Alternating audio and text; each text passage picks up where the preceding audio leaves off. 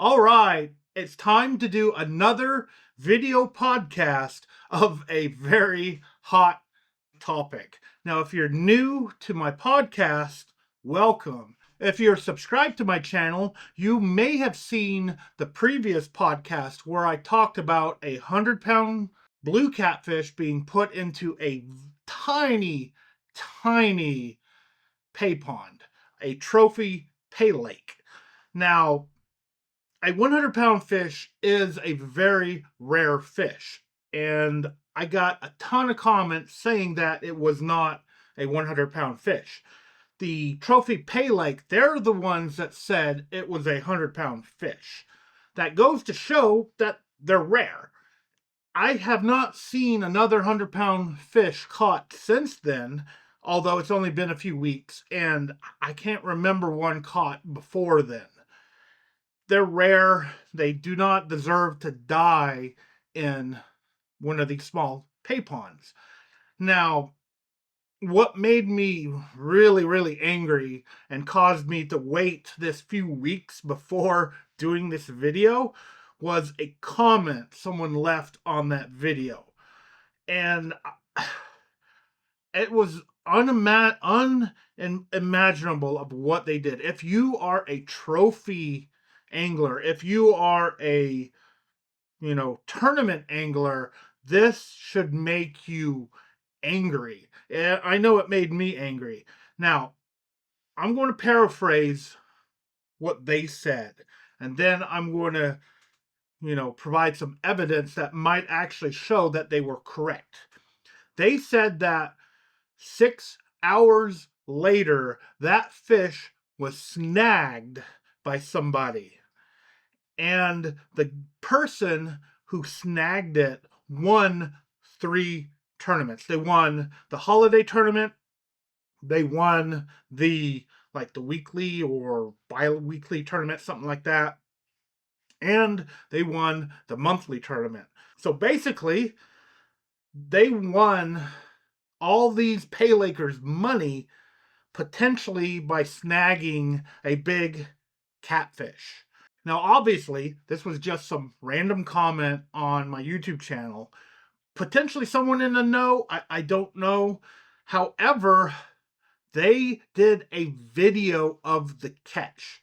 The video does not show the takedown of the rod. The video does not show the hook set. It shows them pulling the fish to the bank, netting it, and pulling it up on the bank. And I watched this video over and over and over, and I looked at it and I'm like, they are paying an awful lot of attention to the rear of that fish.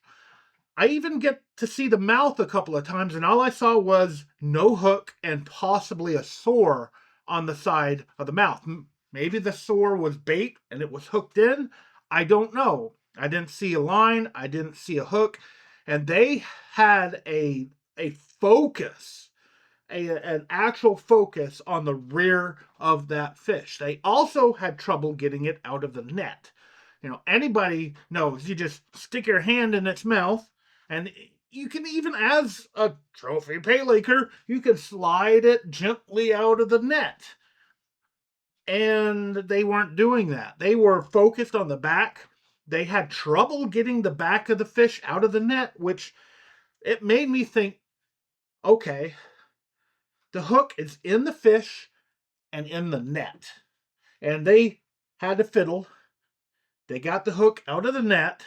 And then one of the guys that you could see walked around to the back of the fish, and they were focused on the back of the fish. They got it out of the net, and then the video cut off. Now, I'm going to show you this screen grab. This is when he walked around to look at the back of the fish. They ignored the head. Almost 100% ignored the head in this video. It's blatantly obvious that they were concerned with the back of the fish. Now, in the video, we did not see a hook in the back of the fish. We barely even got to see the back of the fish in the video. So we can't be 100% sure that it was hooked there. And I guess I give a benefit of a doubt.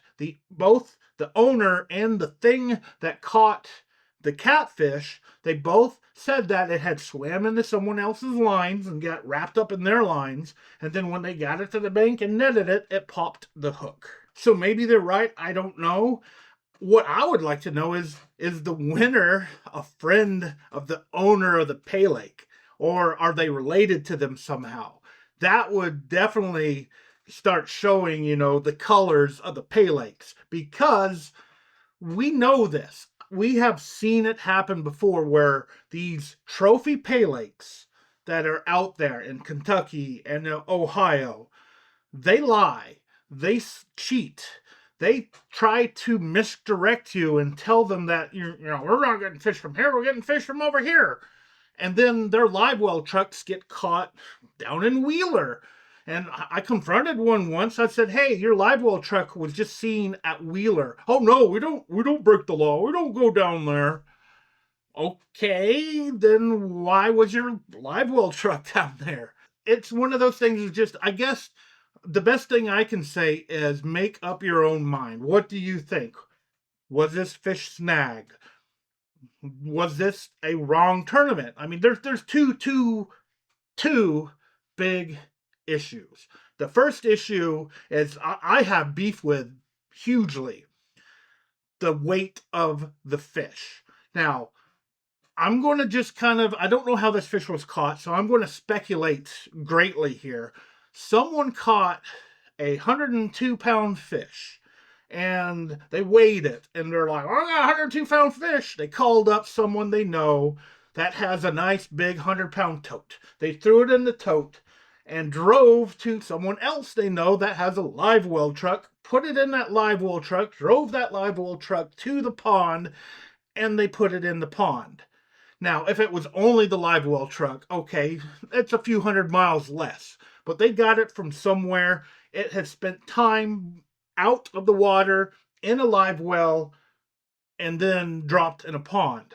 In that time frame, that 2 pounds would have easily just vanished. That was a 100-pound fish or less when they put it into the pond. I have seen multiple times myself, and I've heard of others saying that when you're doing a tournament, your fish will lose weight. I saw a over 40-pound flathead become under 40 pounds. I saw two blues that were over 30 pounds that ended up below 30 pounds. They lose weight in a live well in, 3 to 4 hour time. So however much time that it was out of the water and put into the pond, it lost weight. And then it was put into the pond for 6 hours. And who knows what's in this pond? Maybe they put chemicals in it to make these fish bite. And if they didn't, well, then there is no way this stressed out 100-pound blue ate anything. It's too stressed. It'd take a few days before it starts feeding, not 6 hours. There's absolutely no way. So it's either chemicals in the boat or maybe a potential snag. It's possible. I've had, I keep bullheads from time to time to use as flathead baits, and I can put a little bullhead in my little bitty tank and put minnows in there and here eat minnows right away. So maybe the 100-pounder was chomping. I don't know, but I would think something that size going through the ordeal that it had to go through, there is no way that it was eating. There's no way. Now, they listed it as 102 pounds. It's like, okay, so what tournament lets you catch a fish and not weigh it? I guarantee you, if it was weighed, it was not 102 pounds. There's absolutely, positively no way it was 102 pounds.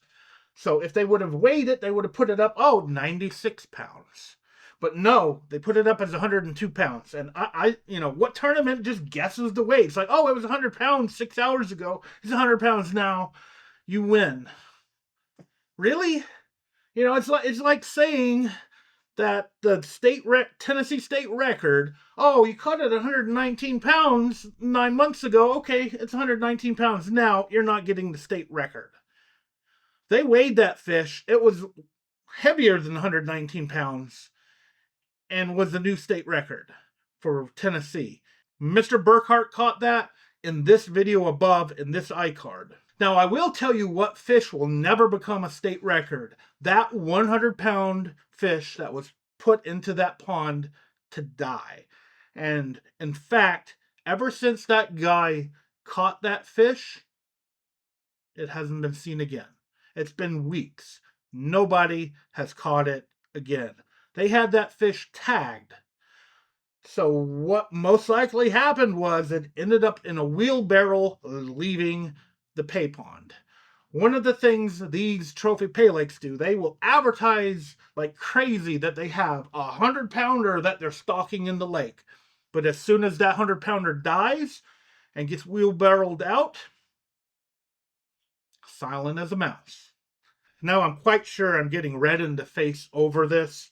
I waited a long time to try to do this without getting like angry, but it's so hard not to. These trophy pay lakes, I usually start off these videos talking about what they are. So if you're new and you have no idea what a trophy pay lake is, I'll tell you what it is right now. They're taking wild catfish out of our public waterways and putting them into these small ponds. They're calling these ponds trophy pay lakes.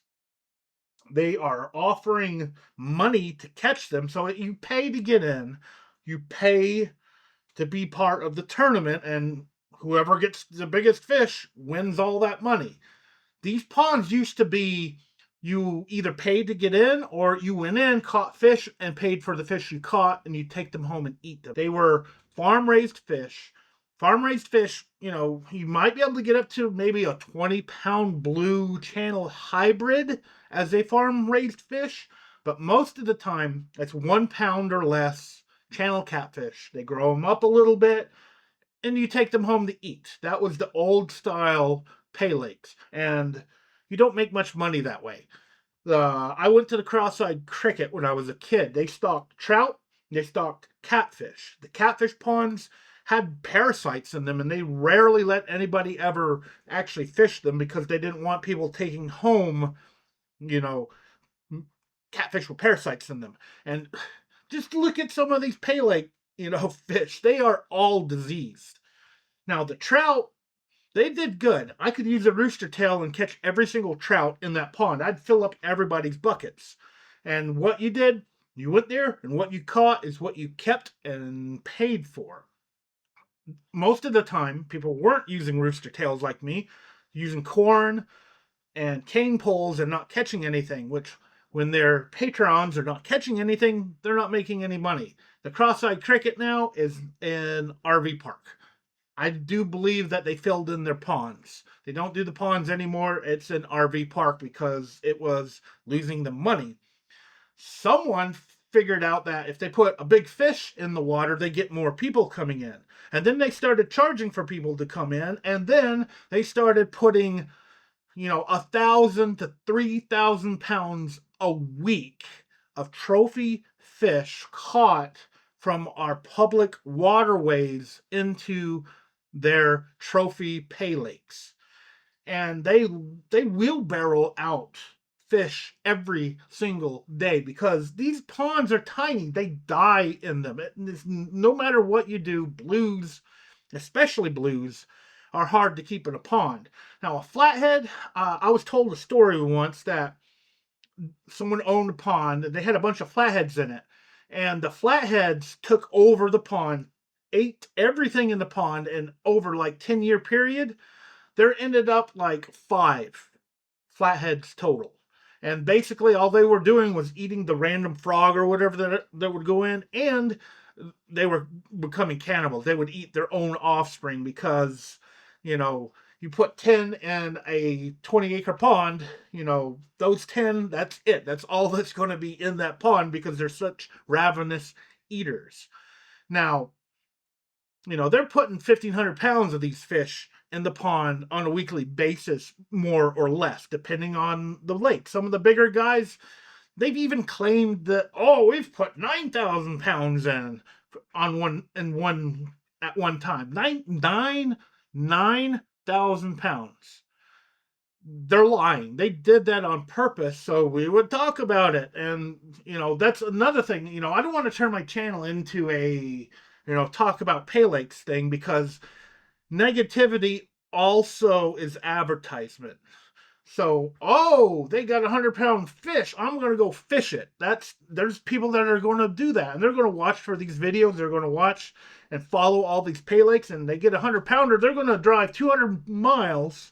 They're driving 200 miles past multiple places where they could catch their own 100-pound fish in the wild, or at least in a public waterway, to try to snag one of these fish. I mean, it's it's it's something that we need to figure out a way to stop. These fish, they're not becoming food. Some of them maybe indirectly because they become fertilizer somewhere, but a lot of these lakes or ponds or whatever, they're throwing them in the woods, or they're throwing them somewhere where nobody can actually know where they're throwing them, because they were just like throwing them in the woods, and then people were taking pictures of that, and then they're like, oh, we probably shouldn't do that because it makes us look bad. It's like, where's the advertising of, that fish, the 100-pounder, it was tagged.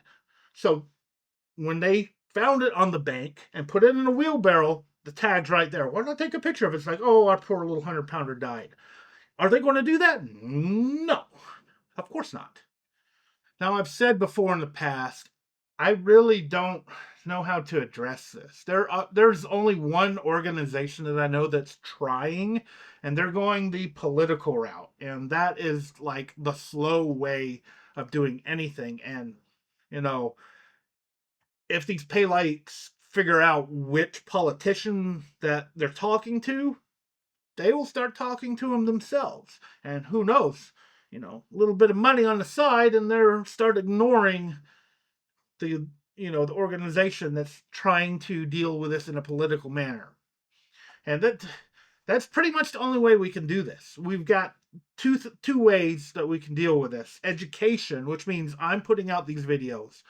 Hopefully somebody else will. I'd like to see Dieter Melhorn talk about this a little bit more. I'd like to see Catfish Dave and other YouTubers actually say something about this, at least put their 2 cents out there so more people know. Because the more people outraged, well, the more likely this will end. These little paypons, little trophy paypons that are killing our fish that are from our, you know, public waterways, finally get shut down, and we won't have this issue of watching lakes like Fort Loudon, Watts Bar, Wheeler now go downhill.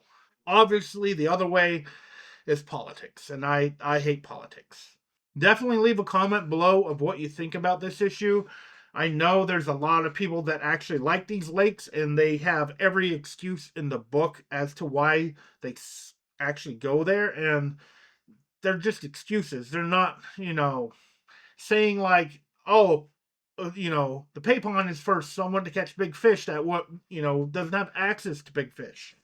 Everybody has access to big fish. Everybody in Ohio and in Kentucky have, within 100 miles of them, a lake or a river that would have trophy fish in it, if these pay lakes would stop removing the fish from them. So it's a problem that is feeding itself. Now, hopefully, no other trophy pay lake will put another 100-pounder in their pond, so I don't have to do another video like this. I could be doing videos like this almost on a weekly basis, because these ponds are stocking their ponds with 1,500 to 3,000 pounds of fish on a weekly basis. But I don't want to turn my channel into that. I don't want to have to report on a weekly basis that, hey, this pond just did 1,500 pounds. Hey, this pond just did 2,000. Hey, this pond just did 3,000. I could do that on a weekly basis. And if you think that can't hurt our lakes and rivers, I don't know what to say. All I do want to say is I want to stop doing this topic and I want to start catching trophy fish. Now, as always, I want to thank you for taking your time out of your day to actually watch my video. I really, really appreciate it. Hopefully soon, this new heat wave that has hit us again will break so we can have some nice fall weather to chase some catfish. It has been 60-degree nights and 95-degree days lately, and that's just really messed things up. I'm hoping things will stabilize soon and maybe I can get a big fish in a boat. So make sure you're subscribed to my YouTube channel. And once again, thanks again for watching and listening. I really hope to see you next time.